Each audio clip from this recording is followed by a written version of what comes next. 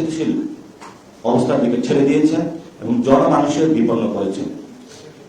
এই যে রাজনীতিতে বর্তমান আমরা প্রেক্ষাপটে দাঁড়িয়েছি, সেই রাজনীতির একটা প্রেক্ষাপট 1937 সালে যদি আমি যাই, সেখানে দেখবো যে এই উপমহাদেশে 3টি পার্টি ছিল। একটু সময় নিব, কিন্তু ওই প্রাসঙ্গিক সময়টা এখন গুরুত্বপূর্ণ। ওই সময় কংগ্রেস ছিল, মুসলিম লীগ ছিল, আর নতুন একটা পার্টি গঠন হয়েছিল কৃষক প্রজা পার্টি। পরবর্তীতে এটার নাম পরিবর্তন করা হয়েছিল কৃষক শ্রমিক পার্টি। কৃষক প্রজা পার্টি ওই সময় যে আবেদনটা নিয়ে এসেছিল জমিদারি তথা হলো উচ্ছেদ কারাকর্মী। ওই সময় কংগ্রেস বঙ্গভঙ্গ যে আইনটা ছিল অথবা বাংলা ভাগ, সেটা নিয়ে হলো কংগ্রেস মোটামুটি তার এই বাংলাকে হলো জনপ্রিয়তা হারাতে শুরু করে।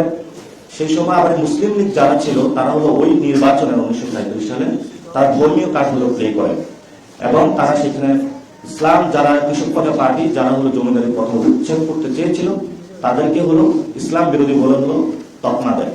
কিন্তু জনগণের মধ্যে কিন্তু কংগ্রেসের যেই প্রতিপত্তি ছিল সেটা কিন্তু আস্তে আস্তে নিম্নমুখী হচ্ছিল এবং সেখানে বাংলার মুসলমানদের মধ্যে হলো মুসলিম লীগ একটা সময় জনপ্রিয় হয়েছিল।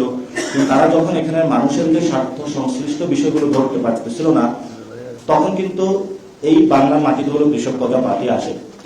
সেখানে কৃষকদের একটা বড় দাবি ছিল যে কৃষকদের জমিদাররা যেভাবে বলতো সেভাবে তাদের চলতে হতো, খাজনা আদায় থেকে শুরু করে সবকিছু।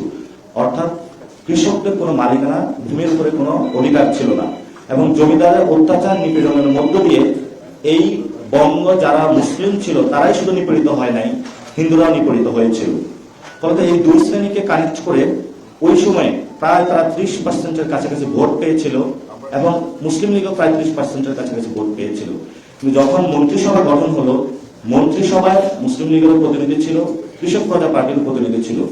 তো ওই সময়টাতে যিনি কৃষক প্রজা পার্টির নেতা ছিলেন তিনি মন্ত্রণালয় গঠনের পরে যখন এই জমিদারি বিলম্বের জন্য হলো তার অ্যাক্ট বা বিলম্বের জন্য যে আইনটা আছে সেটা নিয়ে আসলেন, তখন একটা ডিস্টেবিলাইজ সিচুয়েশন হলো এবং সেখানে কৃষক প্রজা পার্টি হলো তার দলের